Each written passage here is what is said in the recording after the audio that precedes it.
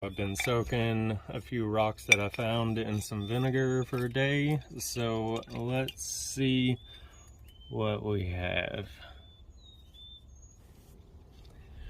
Okay, so we got this little piece of, can't remember what it's called, but fossil rock on TikTok. He breaks it down a little bit better for you.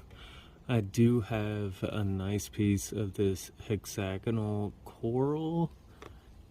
Definitely an interesting piece. You can see where all those tubes that come through.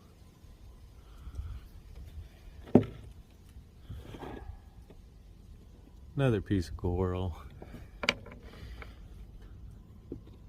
I thought this might be a shark tooth, but I am not sure. I don't know if it's